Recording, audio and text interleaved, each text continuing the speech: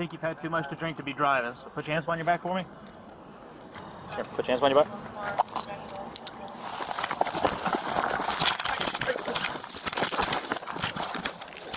Hey, stop fighting! Stop fighting! Stop fighting! Stop fighting! You're gonna get tased! You're gonna get tased! Stop! Mr. Wrong! Stop! Come on, man! Stop! You're gonna get tased! Mr. Wrong! Hey, hands off the taser! Hands off the taser! Stop fighting! Hands off the taser! Stop fighting!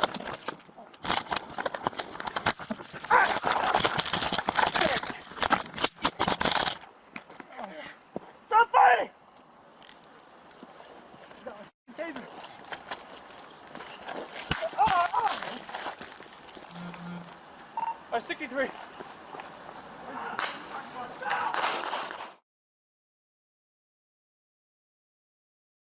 Another story that has people going, how long? How much? When is it enough?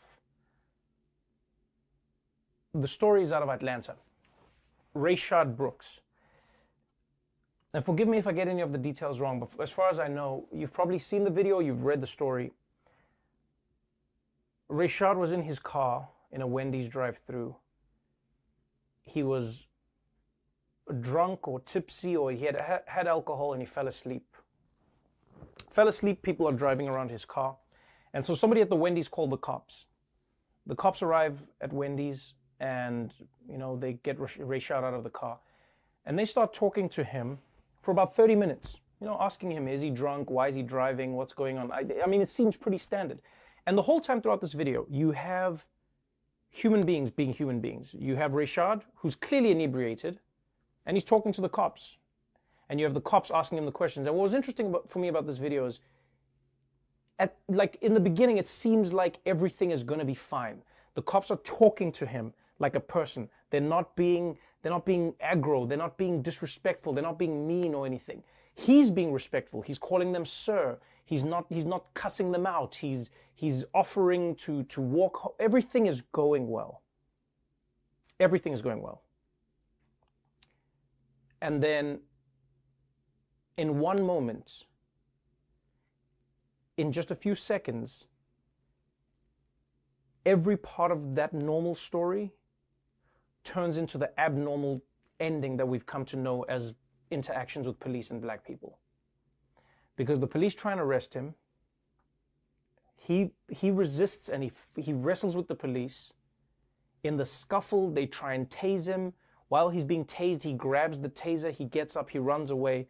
And I'm missing a few beats of the story because I don't want to take you through too much of it, but that's essentially what happens. Rayshard runs away and the police chase him. As he's running, he shoots off the taser, and one of the cops switches his weapons from a taser to a gun and shoots Rayshard 2 or 3 times in the back, and he's dead. And immediately everyone goes, everyone goes to their battle stations. That's what plagues me about these stories. Everyone just goes to their battle stations. Immediately people go, well, once again, another example of black people resisting the cops and being criminals, and why are you driving drunk, and why are you running away from the police, and then of course you have other people, in their battle stations saying, oh, of course, another story of cops who immediately shoot a black man for just sleeping in his car. But it's messy. No one wants to admit that the thing is messy. It's messy. If this story didn't happen now, maybe we would be looking at it differently. But it's a messy story. It's not the perfect story. And in a weird way, it not being the perfect story means we should look at it in the most perfect way possible. We should try and break it down and understand how something like this comes to be, because we don't always have video like this. We don't always have stories like this. And we don't even always look at it like this. But let's just take a moment to talk about what happened. You have a man who is sleeping in his car. Right? A man who's sleeping in his car and he's drunk. Was he drunk driving? Let's say he is. Right? So he's broken some law, a law not worth dying for. I think we can all agree on that. The police approach him.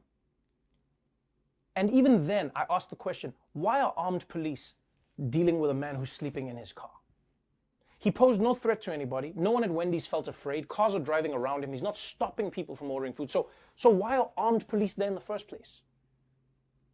That's the question I feel like these are all the questions we need to ask. Why? Why are armed police the first people who have to go and respond to somebody who's sleeping in their car who is drunk. Secondly, why do the police not give, the man says to them, I will walk home. If you're protecting and serving people, what is the true purpose of you not wanting people to drive drunk? It's that you don't want them killing themselves and other people.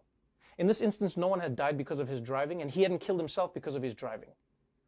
And so as a police officer, maybe it's because I live in a utopian world where the police are truly just trying to protect and serve, not trying to write enough tickets, not trying to get enough people arrested, not trying to fill quotas. No, they're trying to protect and serve.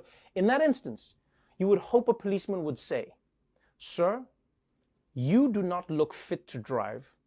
You said your sister lives around the corner. You said you live, we'll take you home. We didn't find you driving drunk.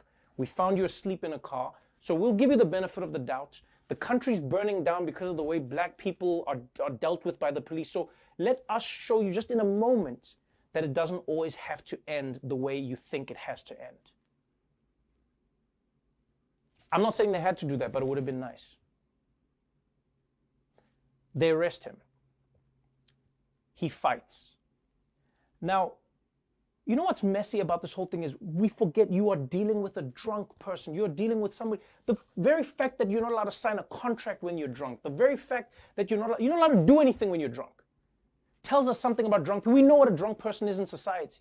They're not going to do the logical thing. So as a policeman, if a drunk person does an illogical thing, I feel like you should acknowledge the fact that they're drunk.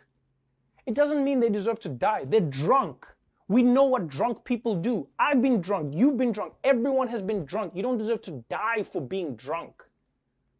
And if police cannot respond or cannot handle a drunk person, well, then they shouldn't be responding. If you responding to a person who's drunk means that person can be dead, the whole point of you going there was to make sure that people don't die because of whatever's happened. But if the people are going to end up dead anyway, then what's the point? And people say he shouldn't have resisted. Yeah, he's drunk. I'm not excusing his act, but he's drunk. In a situation like that, the sober person, in my opinion, the sober person, the onus is upon them to make sure the situation doesn't get out of hand. You're sober. He's drunk. How are two sober men wrestling with a drunk person on the ground? How does it get that far? How does it end with him losing his life? And people always say the same thing.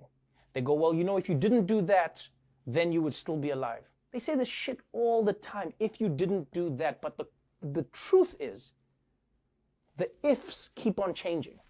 Oh, if you didn't resist arrest. If you didn't resist arrest, you would still be alive. Or if you didn't run away from the cops, you would still be alive. Well, if you didn't have a toy gun and were 12 years old in the middle of a park, then you would have still been alive.